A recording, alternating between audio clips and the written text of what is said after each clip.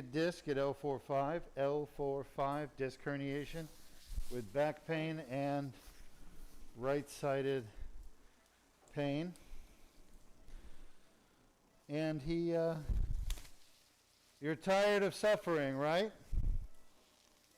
He's talking to me from under the drape. So we do surgery with our patients awake. We are going to put our patient to sleep at some point, just not yet. And he has what's called discogenic pain, meaning pain from his herniated disc.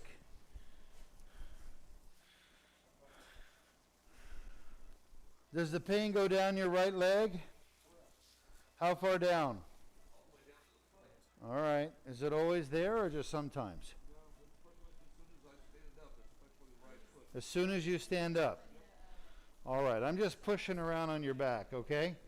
So listen to me. We're going to get started. You're going to feel a little stick and burn. That's just putting some numbing medicine in, okay? You might feel a little pinch here or there. If it bothers you, say ouch. I'll give you some more medicine. The only thing I really don't want you to do is to try to move around and get off the table. I want you to lay still, okay? Now, if you feel the pain going down your leg, say ouch, down my leg. That way I know, okay? Otherwise, this will be over before you know it. All right, I'm just feeling around, and I'll be talking to our audience while we're doing this. We're doing 4-5, correct? All right, little stick and burn like I told you. Just relax, everything's okay. I will let you know if we have a problem, okay, sir? Okay. And you just tell me ouch when the pain is bad, and if it goes down your leg, say down my leg. So we gave 5 ml of numbing medicine. Let me know if it's bothering you. It's bothering my left leg. Well, we're not anywhere near your left leg. Well, you have a leg squeezer, right? It's down by your calf, correct? Yeah, but it feels something different. That's a cramp or something. You're getting a cramp? All right, what can we do to make it more comfortable? Let's get the nurse over here. Get under the drape. Because we haven't even started really yet. We just gave you some numbing medicine. Move his foot around and see if you can. He sounds like he's having a cramp in his left calf. Can you? Yeah. Let's turn off the leg squeezer.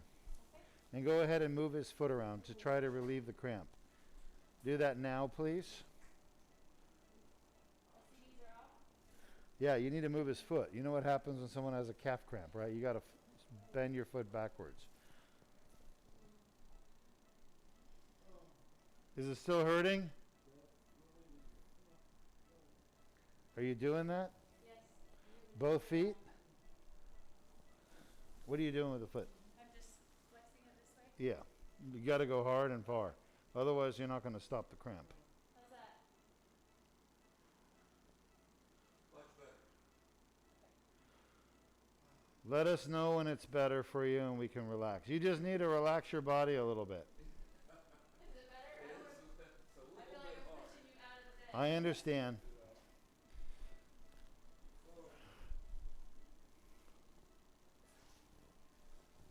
So our patient is having a cramp in his calf. And do you have a stent in? Yeah, bilateral iliac. I see it. Let me know when I can proceed, okay? Okay, I think we're okay. All right, just try to relax. Everything's going to be okay. Promise. We're going to get this done, and you're going to feel a whole lot better. Is your back pain all the time, every day? Shot? What, mostly leg? Let's go lateral. Looks like I may need to be a little bit lower. Go. So I'll be talking to the team, okay?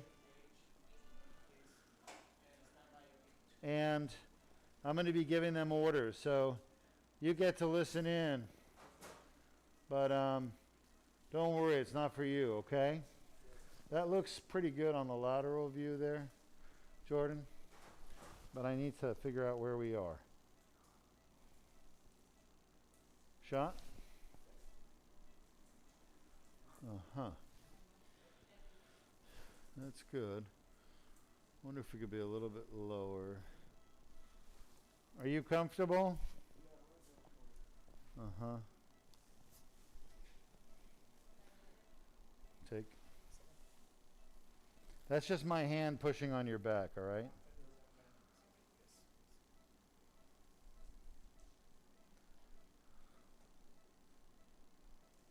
Take.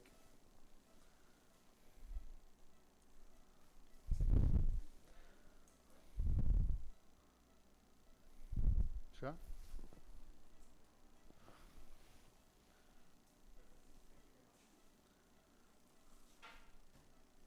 Shot.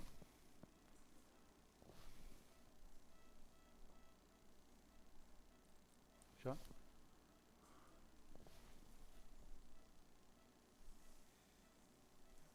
Shot. That's the facade. Let's go AP. Let's see how medial we are. Are you better, sir, with your cramps? Yeah. You need us to stretch your feet some more? No, all right. Just try to relax your legs a little bit so you don't cramp up again. Uh-huh. All right. A little too posterior.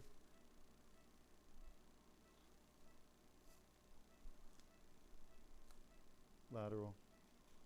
Shot real quick and then lateral. All right, go lateral. No, it looks like we're right near the graft, but we're not. The graft is very far to the front of his spine. We're in the back.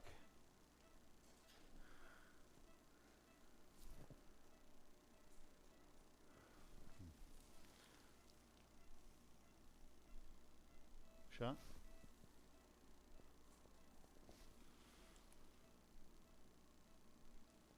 So. Shot. Let me know if you're uncomfortable at all, okay? Again, I'm hitting facade. Shot. We're getting closer.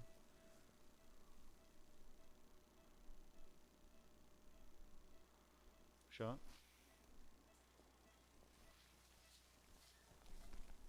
That's just my hand back here, okay? I'm not getting fresh with you. Shot. Shot. Shot. That bothering you? All right, I apologize. Shot.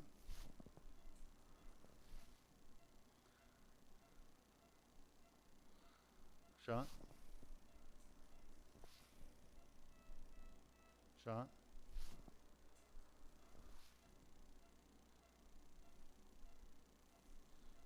Shot. That's better. Shot. We're pretty close to your herniation right now.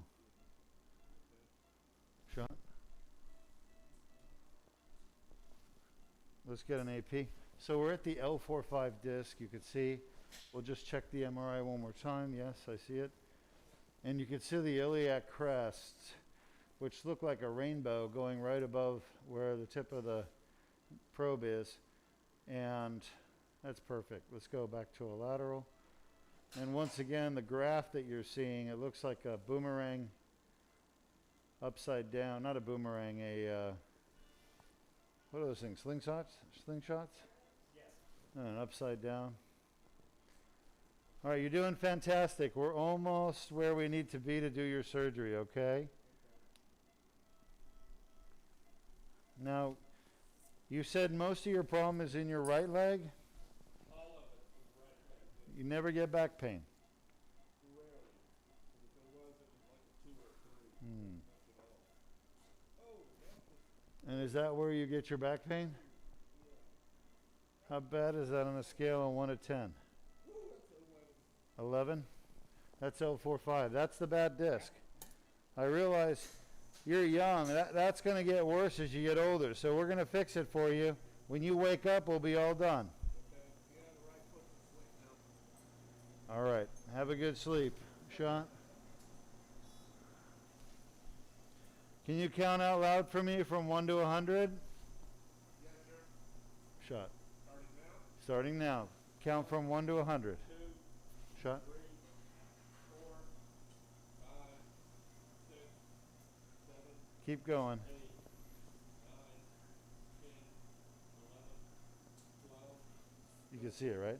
14, 15, 16, 17, 18, Shot. 19, 20, 21, You're doing great. 22, 23, 24, Shot. 25, 26, 27, Shot. 28, 29, 30, 31, 32, 33, 34, 35, 36, 37. If you make it to 100, we don't have to pay the anesthesiologist. Please count faster. 41, He's like, should I count faster?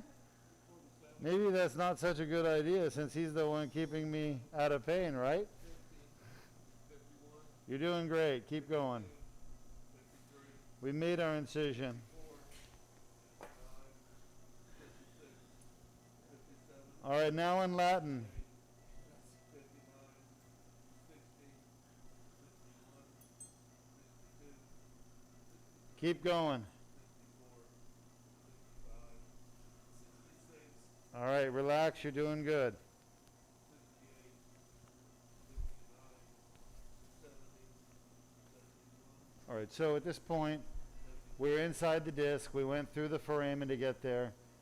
And we're doing an approach at about 45 degrees, you can see, to the spine. And our anesthesiologist is slowly putting the brain asleep.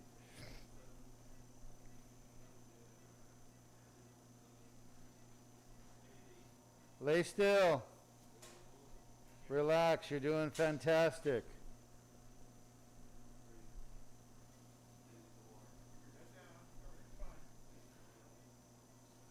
IV is good, working good. Just lay still. You're doing great. Keep counting. You can see the graft is in front of the spine. You all see that now with the view? Look to the left of the spine. You can see the graft. It's got little markers on it. Kind of show you where it is. And we want to stay away from that, obviously. Let me know when I'm ready to move forward. All right, shot. So as I'm advancing the dilator, I'm watching the guide wire, front of the guide wire. Shot. And I'm making sure we're not going any further in with the guide wire. Because shot. Now I'm getting into the foramen and the back of the herniation right now. I can feel it. Yeah, right there. Shot. So I've advanced this dilator as much as I can with my fingers, and any more than this is unsafe. You want to use controlled bursts, which is what I'm going to do now. And I do that using a mallet. You have a question, Sean? Yes. One of our viewers from Facebook is wondering, is L45 the most problematic disc? Yes. Great question. Is L45 the most problematic disc? 100%. You are correct. And that's a known fact. I didn't just make it up. Everybody in spine surgery knows that. L45 is the most common disc to be problematic. And the reason is because of the curvature of the spine and the load. It's really, there's only one disc that carries more weight than that, and that would be L5S1. So it really sees the most weight and force, pressure in the entire lumbar spine. So that and then L5S1, those are the two that typically have problems. Lay still. You're doing really good. When you wake up, we'll be done. Shot. Shot. Uh-huh. Shot. That's perfect.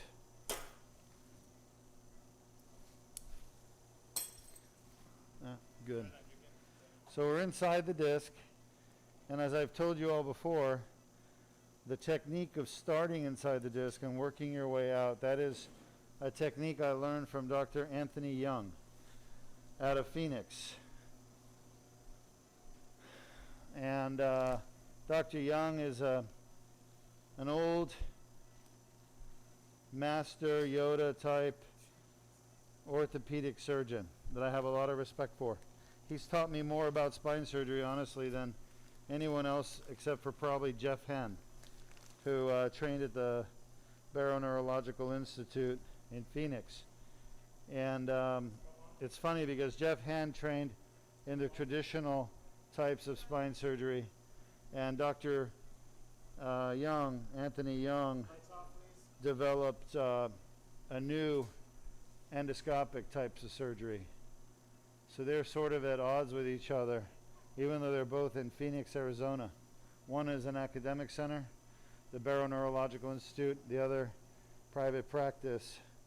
They happen to both be next to each other. Jeff Henn really taught me the most about instrumentation and doing a lot of instrumented type surgeries, screws, rods, cages. And then Dr. Young taught me about the disc and taught me how to do transforaminal surgery. Unfortunately, Dr. Young is retired now, so he doesn't do surgery anymore. He just teaches. He's Chinese, so he goes to China and teaches the Chinese surgeons how to do endoscopic surgery. Unfortunately, the Chinese are getting ahead of the Americans on endoscopic surgery because the government promotes it. Here, the government doesn't promote good medical care.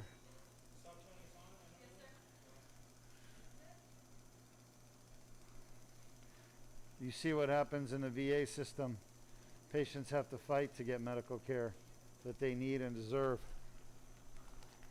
And the government is always trying to save money.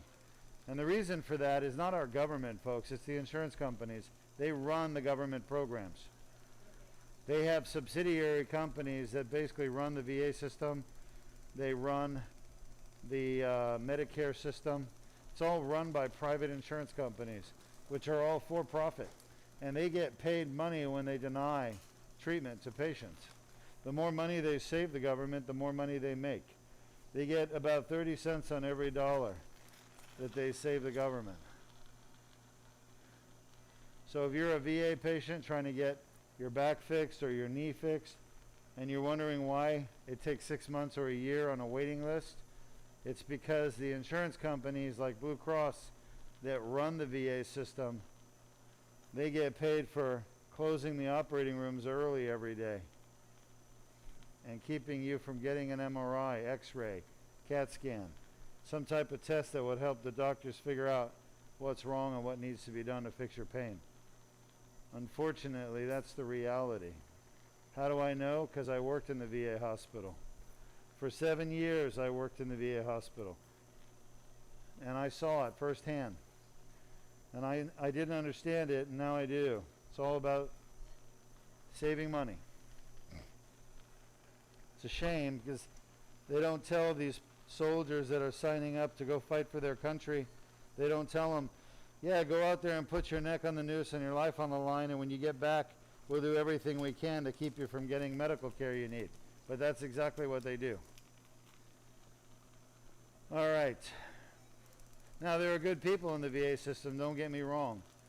The VA has some very good people, but the ones who run it and manage it, and there's a lot of bad ones, and they're chosen because they want to ration care. That's really what's happening. It's rationing of care. So in China, they ration care too, but they do it smart. They avoid fusion surgeries. They don't pay excessive amounts of money for implants. They basically steal everyone's implant ideas and they manufacture those screws. Instead of costing them $800 for a screw, they cost them $2. And then there's no incentive for surgeons to use screws. Whereas in the United States, surgeons are incentivized to use screws and do fusions. In China, there's no incentive at all, but a lot of surgeons, there's no incentive but to provide great medical care, okay? And that's the truth. The surgeons are all competing with each other to be the best at minimally invasive surgery. So the newer technologies, the better technologies, like the Duke laser disc repair that you're watching right now, they want to learn this stuff so they don't have to use screws and rods. So the patients recover quickly. But in the United States, you have special interest groups like implant companies, Medtronic, DePuy, Alphatec, Nuvasive. They're all selling their implants, so they want patients with getting spine surgery to get implants. And the hospitals make more money with those surgeries, so they're happy to do them and promote them. But in China, this type of surgery is what they're starting to do. And unfortunately, I'm one of the only in the United States doing transforaminal endoscopic surgery. And I've been doing this surgery 15 years. Why? Because it's great surgery. It works. The question. Yeah. Our viewer on our Facebook is wondering what keeps the disc from re-herniating after you move the herniation with the laser. Yeah. What keeps the disc from re-herniating? Great question.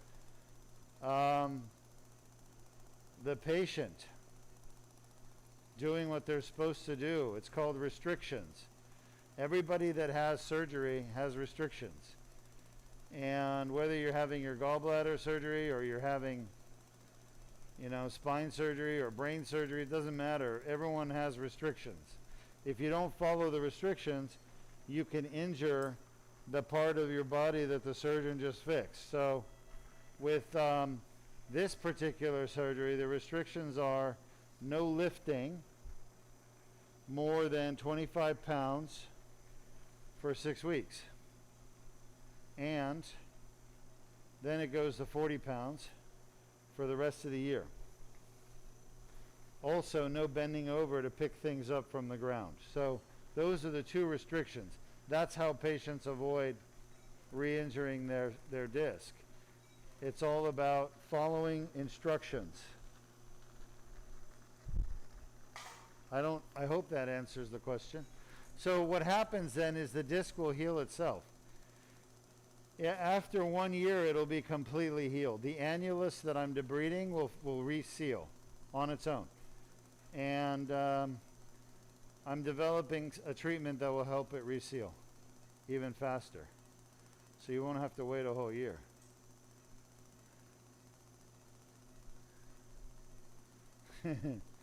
Don't ask what the treatment is, because I won't tell you. Not yet. Not yet. Someday, soon. Someday the cat will come out of the bag. Look at that piece of herniation right there. That is not a nice piece of herniation. So I remember when I put the tube in, I kind of went through the herniation and shoved it back into the disc. So that way I can take it out right here inside the disc. Looks like a big piece right there.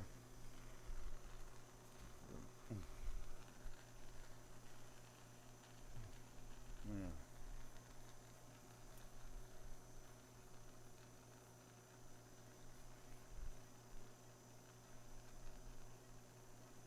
Oh yeah, baby. Oh yeah.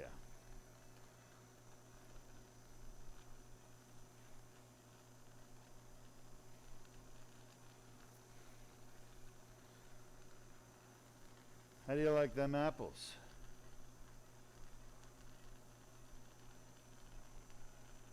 All right. Take. Wait. So I'm just gradually removing the tube from the disc. Just backing it out. As I do that, I can see the tear. You see all that right there? That's herniated nucleus attached to the annular tear, annular fiber. Those are annular fibers, and that's the nucleus. So it got stuck in there, kind of like if somebody threw an egg in your hair. You got to go and try to wash it out, but can't wash this out because there's no way to shower your disc. So there's a piece of herniation right there. You see that? And it's literally caused inflammation inside this disc that caused the inflammation, then caused the herniation to stick to the annular fibers. Yeah. It doesn't want to come out. So I have to zap it some more. Any questions? The last two patients are doing great. The posterior cervical laminectomy infusion from this morning is ready to go home. I just have to go out there and set her free. I wanted to do a video of her. I think she'll let us. She's doing really good. She was a little bit nauseated, but I think she got some Zofran. That's probably from the anesthesia, right? Program only lasts really 2 or 3 hours, so she was kind of, her first 3 goes from the OR was where I'm at from now. All right. What we do from there. So we're going to send 2 patients home in a few minutes, and then this patient will take about 30 minutes to an hour to recover and go home. You're watching an outpatient spine surgery. It's done here only at Duke Spine Institute, and these patients have on average 95% elimination or curing of their back pain and 95% elimination of their leg pain long term. So I've submitted a paper to the International Society for the Advancement of Spine Surgery, ISAS. They have a meeting coming up in Miami, and I'll be, hopefully if it's accepted, I'll be presenting our long-term outcome data to the group of spine surgeons there. Now here's the end right there of the tear. You can just see how grungy it is. None of this is normal. And you can see how the blue stuff, the herniation, is just sitting inside the annulus, and all this yellow goldish stuff that you see coming up, that is the calcification, dystrophic calcification. See that?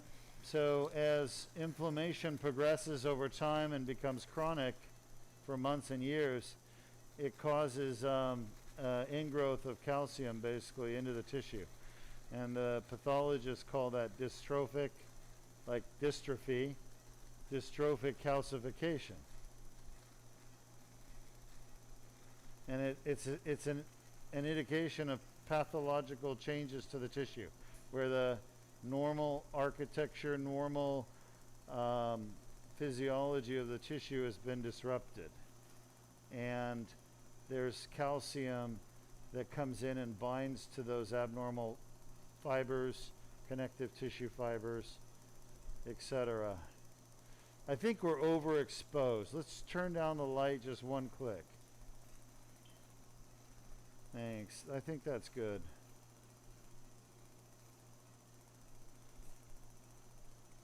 You just need about 3 minutes left, Doctor, if you want to start planning. There it is. There's the blue herniation stuck in the annular tear. Let's see how long this will take me to get this out. Probably another 3 or 4 minutes. This is the annular debridement that's characteristic of the Duke laser disc repair. Duke laser disc repair is unique. There's no other surgery in the world that does an annular debridement. There's discectomies, there's laminectomies, there's foraminotomies, there's fusions and artificial discs, but this is the only surgery where the annular tear is debrided. And because of that, the patient's able to eliminate their back and leg pain. And we do this without removing any bone out of the spine. Microdiscectomies, laminectomies all require the removal of bone, which damages the spine. That's pure and simple. There's no way around it. It's damage to the spine by doing the actual surgery itself. You're not helping by removing the lamina. You're not helping the patient by removing the facet joint. You're hurting the patient. Those are normal structures.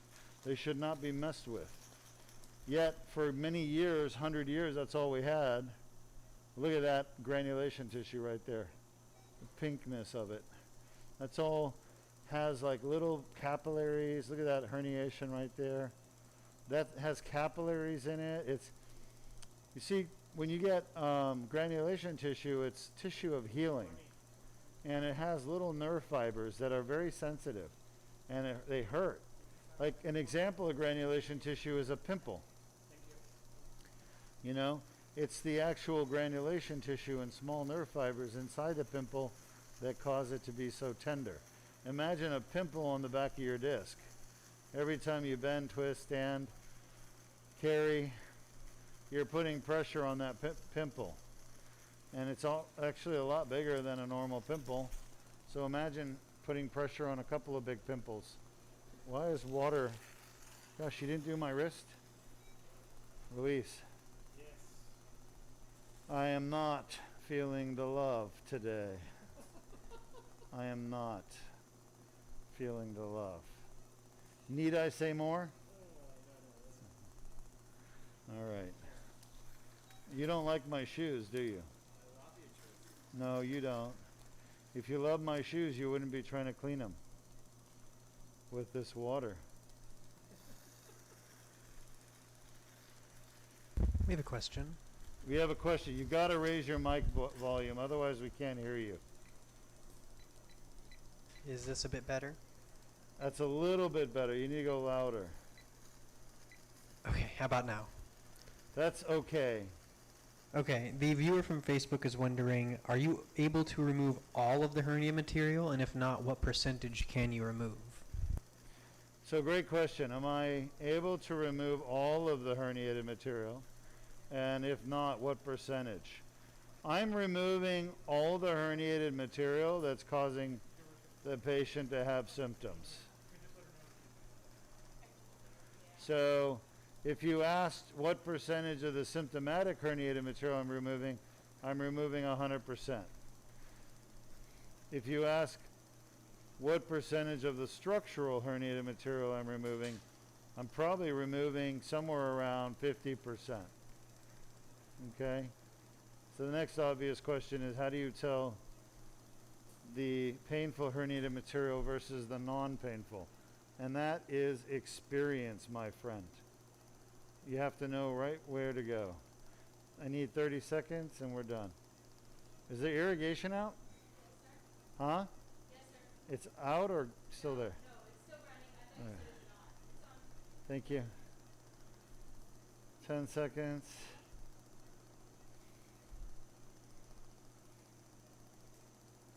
Oh, we just got another reverse herniation there, so this is all partially calcified stuff. How's he doing? Good? Yeah. All right, just about done here. It wasn't like you pushing on a pimple. It was, right? It wasn't like it. It was or wasn't? He wasn't. Yeah, he could tell. He could tell you were down there where his pain is. Yeah. It's localized because somatotopic organization within the cortex. I'm done. Let's look and see. Looks good. Let's go look at the nerve root. Maybe we'll just see this one. This will be the L4 root. There, can't really see it that well. Let me see the laser. It's just buried in fat. I'm not going to take the fat out.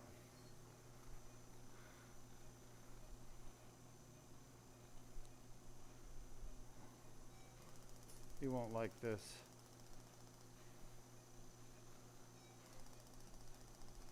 All right, that's it. Lights on, please.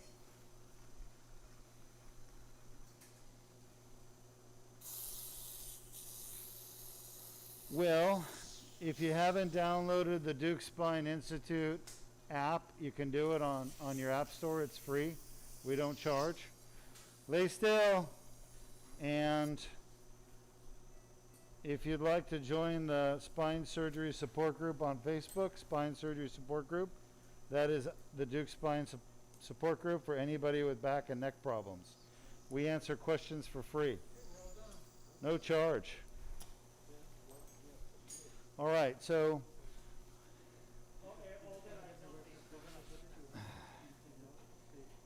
Thank you.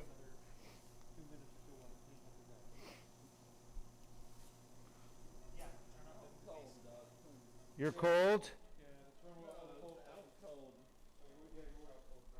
Oh, you're out cold, yes. You told us all your secrets, by the way. Well, it's not much. I forgot most of them. I'm just kidding. You didn't really say anything. But everything went good. You were done. I think you're going to be real happy once you're all healed up, okay? So for those of you watching, that's the incision, 7 millimeters. Give it another minute or two.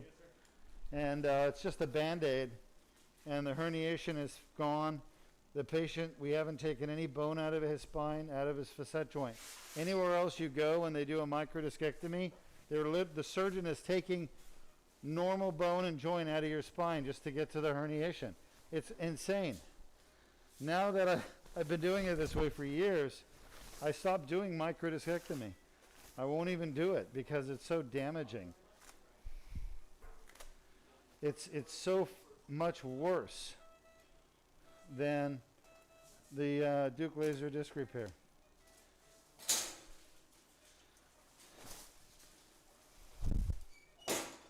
And honestly, surgeons that don't know how to do this surgery, they shouldn't be doing disc surgery at all.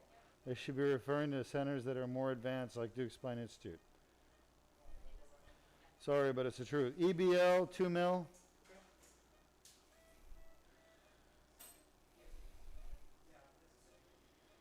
That was the right side. L4, 5. Okay, folks, nice job. I'm going to go check on the post-ops and send some people home. All right, if you have any more questions, feel free to type them up right now. Sean, do you have any more questions? None currently, no. The audience knows everything, huh? All right. Hope you enjoyed. Dr. Duke Majan, over and out. Type up those questions, and I'll answer them for you in a minute.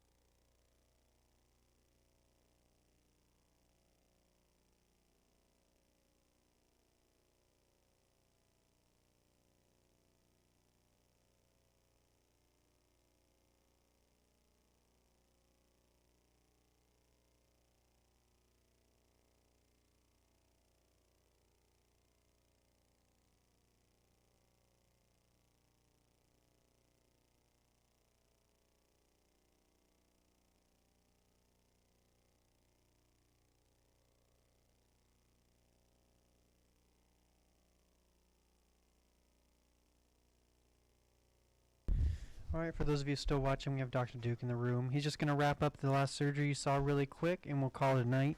If you do have any questions remaining, please post them in the chat. Okay, everyone. January 14, 2021, 4 surgeries done. The first one was a bilateral carpal tunnel release. We don't normally do bilateral.